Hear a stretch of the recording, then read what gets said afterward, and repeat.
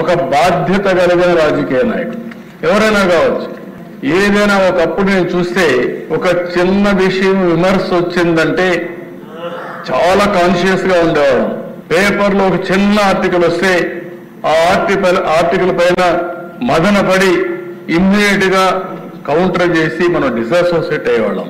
ఒకప్పుడు దశ మీరు కూడా ఉన్నారు. నేను తెల్లవారితో నిద్ర లేసి రాష్ట్రంలో అన్ని న్యూస్ పేపర్లో వచ్చే ఆర్టికల్ చూసుకొని 6 గంటలకు సమీక్ష చేసి అక్కడి నుంచి అధికార యంత్రాంగాన్ని ఉరికి తెచ్చిన పరిస్థితి. దాంతో ఒక భయంగా ప్రతి ఒక్కరు పనిచేశారు. ఈ రోజు మనం చూస్తే సోషల్ మీడియా చూస్తే ఈ రోజు ఎవరిపైన ఏ ఆర్టికల్ వస్తుందో ఏ ఫోటో వస్తుందో చెప్పలేని పరిస్థితి. నిన్న కూడా చూస్తే ఒక మాజీ ముఖ్యమంత్రిగా పనిచేసిన వ్యక్తి ఏదైతే తన తల్లి పైన లేకుంటే సోదరి పైన ఆర్టికల్స్ పెట్టి డ్యామేజ్ చేస్తే వాళ్ళని సమర్థించే పరిస్థితికి వచ్చాడు. అంటే ఆ దిశ ఎవరైనా సరే మనం ఒక విషయం గుర్తుపెట్టుకోవాలి. ఎందుకు ఇలాంటి కఠినమైన చట్టాలు కావాలి, పోలీసు వ్యవస్థ కూడా కఠినంగా ఎందుకు యాక్ట్ చేయాలంటే ఇవన్నీ చూసినప్పుడు మనం గుర్తుపెట్టుకోవాల్సిన అవసరం ఉంది.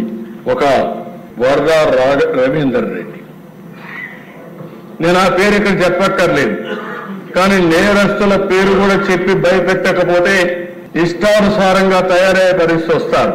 కొన్నిసార్లు మనం కూడా చర్చించాల్సిన బాధ్యత కూడా ఉంది.